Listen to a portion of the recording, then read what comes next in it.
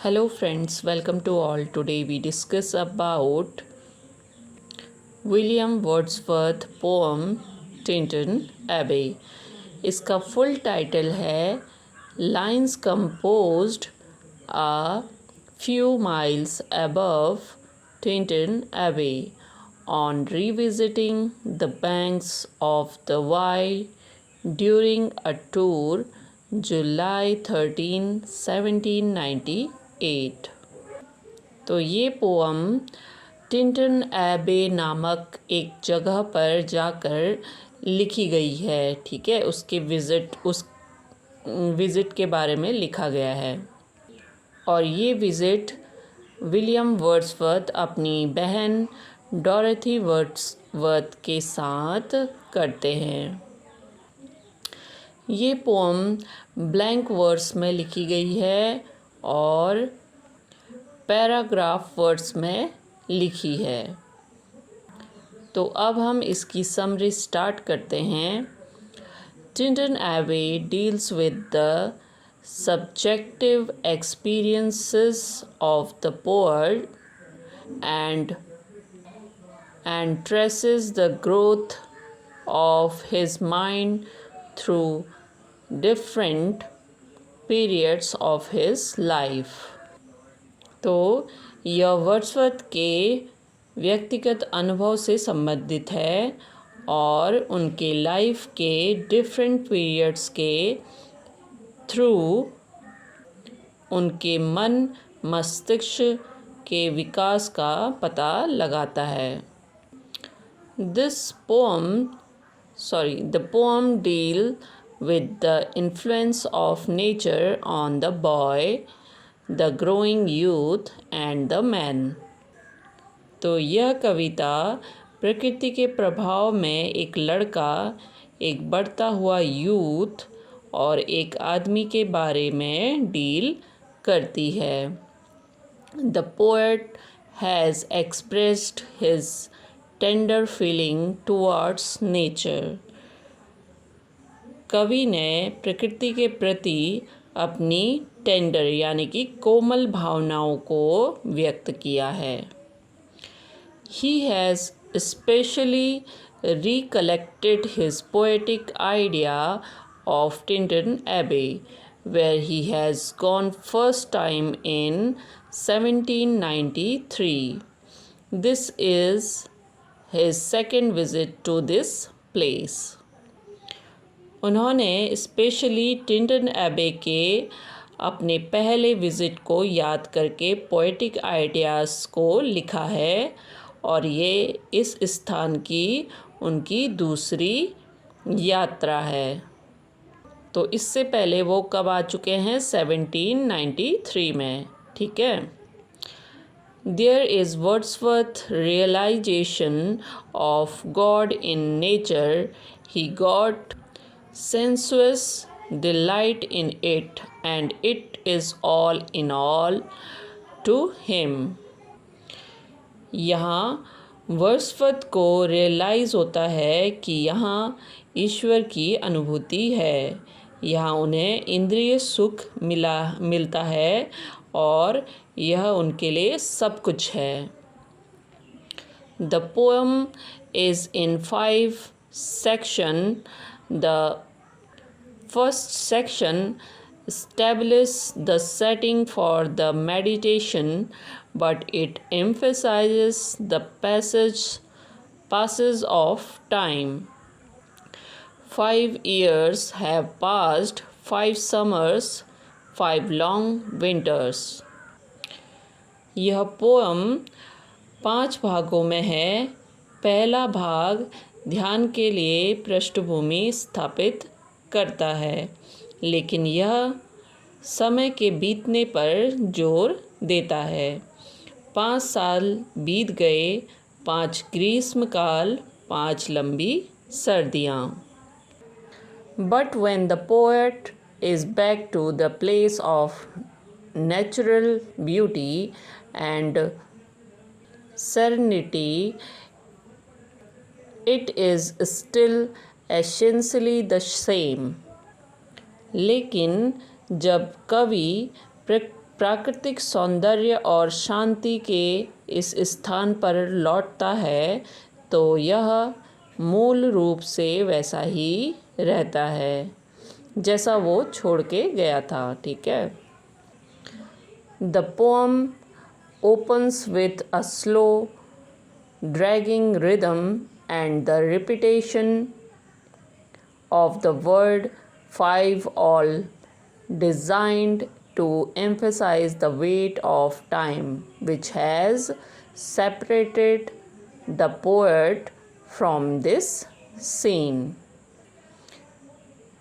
जो ये पोम है धीमी लयबद्ध ताल से शुरू होती है और 5 यानी कि 5 शब्द का प्रयोग समय के भार को दिखाने के लिए किया गया है, जिसने कवि को इस दृश्य से अलग कर दिया है।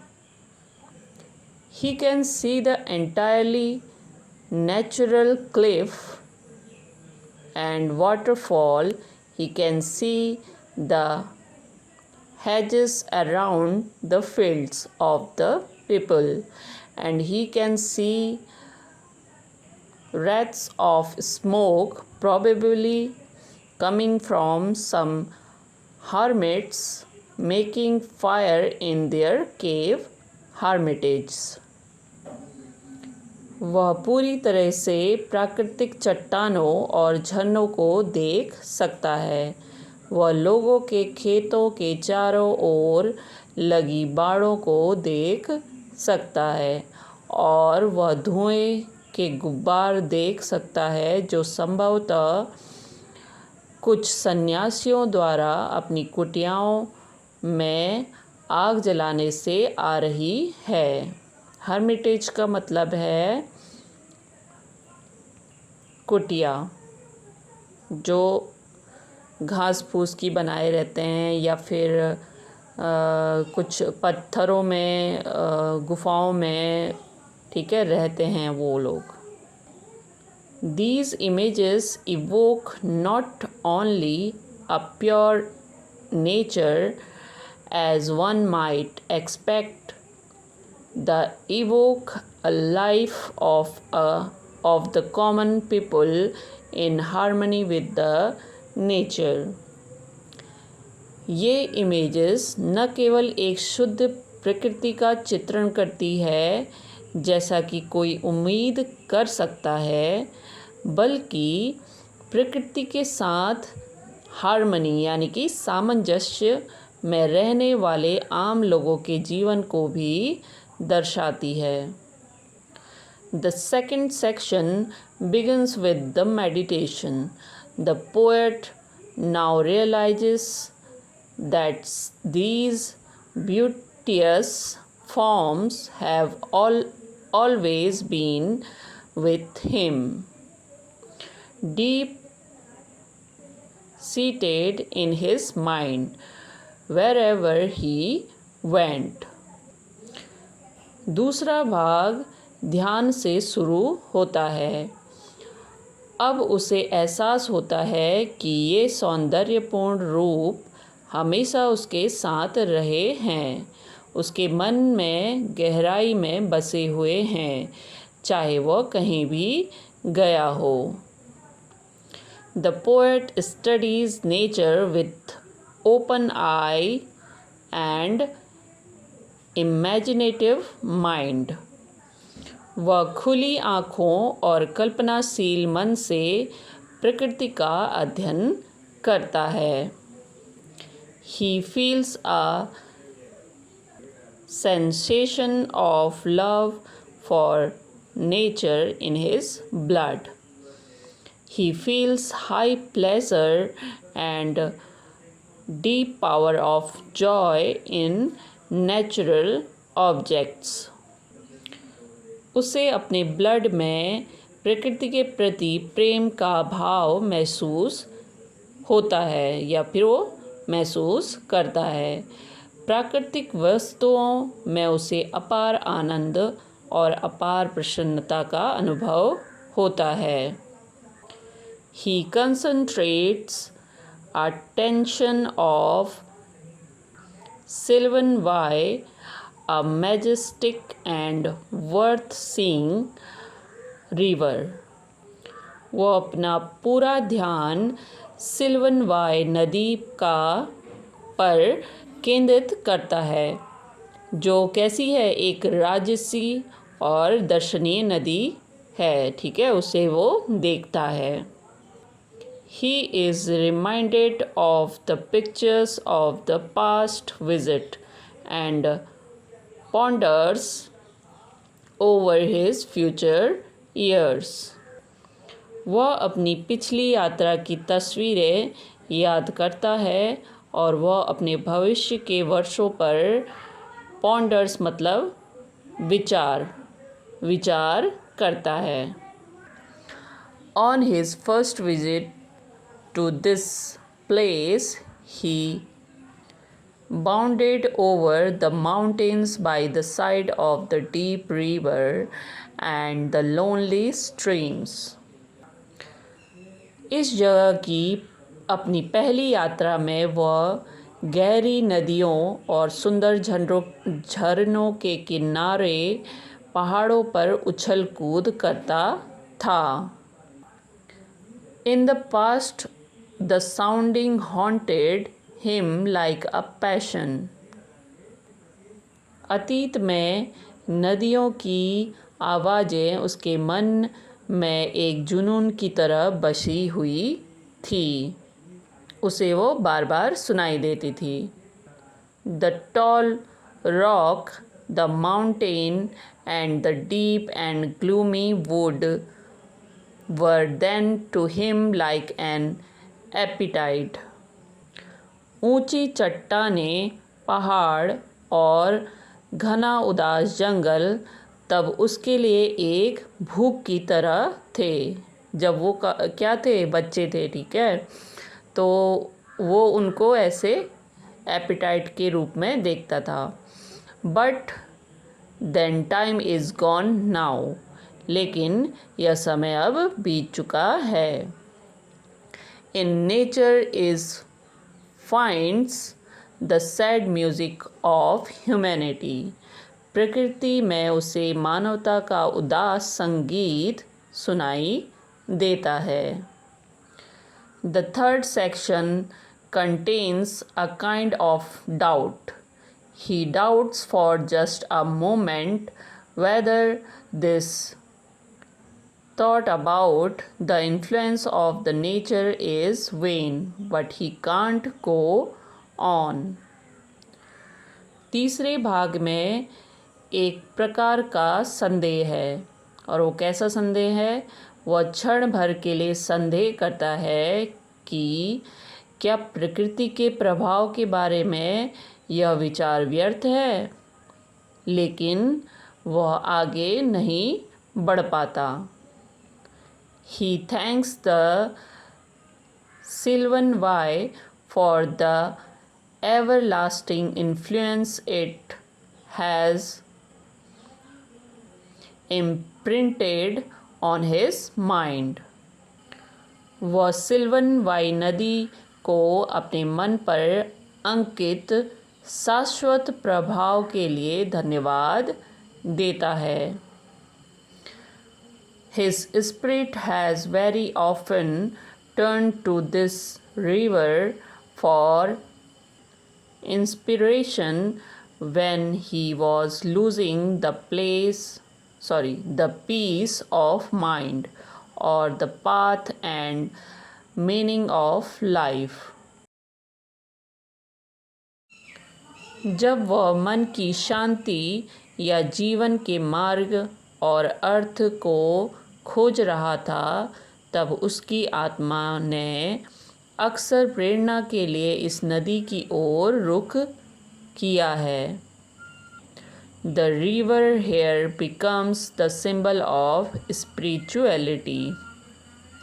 यहाँ नदी आध्यात्मिकता का प्रतीक बन जाती है. Though the poet has become serious and perplexed in the fourth section, The nature gave him courage and spirit enough to stand there with a sense of delight and pleasure. यद्यपि चौथे भाग में कवि गंभीर और व्याकुल हो गया है। प्रीप्लेक्स्ड का मतलब क्या होता है? व्याकुल हो जाना। फिर भी प्रकृति उसे इतना साहस और उत्साह प्रदान करती है कि वह वहाँ आनंद और प्रसन्नता के साथ खड़ा रह सके। Here he also begins from the earliest of his days. It was first the coarse pleasures in his boyish days which have all gone by now. यहाँ भी वे अपने शुरुआती दिनों से ही शुरुआत करते हैं। पहले उनके बचपन के मोटे मोटे सुख थे जो अब बीत चुके हैं। But the poet not mourn. लेकिन कवि इसके लिए शोक नहीं मनाते। For them he doesn't even complains about their loss. वो शोक भी नहीं मनाते और वह उनके खोने पर शिकायत भी नहीं करते। Clearly he has gained something in return. स्पष्ट रूप से उसे बदले में कुछ मिलता है। ठीक है, जो कवि हैं उन्हें कुछ ना कुछ मिलता है। तो यहाँ पर लाइन दी गई है, other gifts have followed for such loss, for I have learn to look on nature not as in the hour of thoughtless youth, but hearing oftentimes the still sad music of humanity. तो यहाँ पर Wordsworth कहते हैं कि ऐसे नुकसान के बदले में मुझे दूसरे उपहार मिले हैं, क्योंकि मैंने प्रकृति को उस नासमझ जवानी के दौर की तरह नहीं देखना सीखा है, बल्कि अक्सर मानवता के शांत उदास संगीत को सुनते हुए देखना सीखा है। यानी कि वो मैच्योर हो चुके हैं। ठीक है, पहले वो क्या थे? चाइल्डिश थे, बॉयसिस थे। ठीक है, लड़कपन वाला हिसाब था। This is a philosophic mind and poetic personality as well. यह एक दार्शनिक मन और काव्यात्मक व्यक्तित्व भी है। ठीक है, तो पोएट कैसे हो चुके हैं? दार्शनिक मन वाले और काव्यात्मक व्यक्तित्व वाले। The poet is able to feel a joy of elevated thoughts, a sense sublime and far more deeply interfused. इसलिए अब कवि उच्च विचारों का आनंद, एक विशिष्ट अनुभूति और कहीं अधिक गहराई से अंतर्विलीनता का अनुभव कर पाते हैं। डीपली इंटरफ्यूज्ड का मतलब क्या है? गहराई से अंतर्विलीनता का। Wordsworth claims that he is a lover of the meadows and of all which we see from this green earth. Wordsworth कहते हैं कि वह मैदानों और इन हरी भरी धरती से दिखाई देने वाली हर चीज़ से प्रेम करते हैं। Nature is a nurse, a guide, and the guardian of his heart and soul. तो उनके लिए प्रकृति कैसी है? प्रकृति उनके हृदय और आत्मा की पालन पोषण करने वाली मार्गदर्शक और रक्षक है, ठीक है, as a guardians. The fifth and the last section with the same meditation from where the poet addresses his younger sister Dorothy, whom he blessed, the gives advice about what he has learned. Okay, पांचवा और अंतिम भाग उसी चिंतन से प्रेरित है जहाँ से वह लेख संबोधित है. वह अपनी छोटी बहन डोरेथी को आशीर्वाद देते हैं और उसे अपने ज्ञान के बारे में सलाह देते हैं.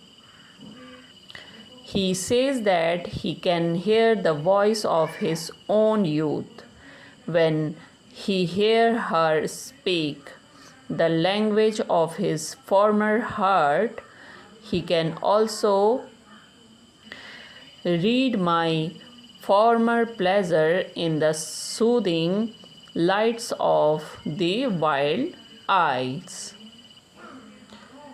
वह कहते हैं कि जब वह डोरेथी की बात सुनते हैं तो उन्हें अपनी युवावस्था की आवाज़ सुनाई देती है, यानी कि वो अपना बचपना अपनी बहन डोरेथी में देखते हैं, उनके पुराने दिल की भाषा, और वह तुम्हारी जंगली आँखों की सुखदायक रोशनी में अपने पुराने सुख को पढ़ सकते हैं. He is excited to look at his own youthful image in her. तो यहाँ पर वह उसमें अपनी युवावस्था की छवि देखकर उत्साहित होते हैं. He says that nature has never betrayed his heart, and that is why they had been living from joy to joy. वह कहते हैं कि प्रकृति ने कभी उनके दिल को धोखा नहीं दिया और इसीलिए वे आनंद से आनंदमयी जीवन जी रहे हैं. The poet then begins to addresses the moon in his reverie and to ask the nature to grant his sister with their blessings. फिर यह भाग अपने चिंतन में चंद्रमा को संबोधित करने लगता है और प्रकृति से अपनी बहन को आशीर्वाद देने का अनुरोध करता है. कौन? पोएट, ठीक है. Let the moon shine on her solitary walk and let the mountain winds blow their breeze on her. तो यहाँ पर वो कहते हैं चंद्रमा उसकी एकांत यात्रा पर रोशनी डाले और पहाड़ों की हवाएं उस पर अपनी ताजगी बरसाएं. Let her mind become the palace of the lovely forms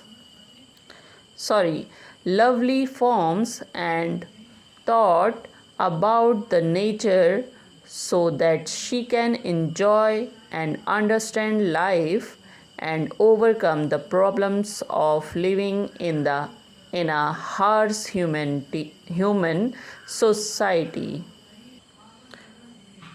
उसका मन प्रकृति के सुंदर रूपों और चिंतन का महल बन जाए ताकि वह जीवन के आनंद ले सके और कठोर मानव समाज में जीने की समस्याओं पर काबू पा सके. The conclusion to the poem takes us almost cyclic back to a physical view of the steep woods, lofty cliffs, and green pastoral landscape in which the meditation of the poem is happening. तो last में conclusion हमें लगभग cyclically वापस घने जंगलों, ऊंची चट्टानों और हरे भरे देहाती परिदृश्य के भौतिक दृश्य में ले जाता है, जिसमें कविता का ध्यान निवास कर रहा है। अब हम इससे रिलेटेड कुछ क्वेश्चंस देख लेते हैं। How many years have passed since the speaker last visited the banks of the Wye in Tintern Abbey? 5 years। तो 5 साल पहले भी उन्होंने क्या विज़िट किया था? टिंटन एबे को, ठीक है।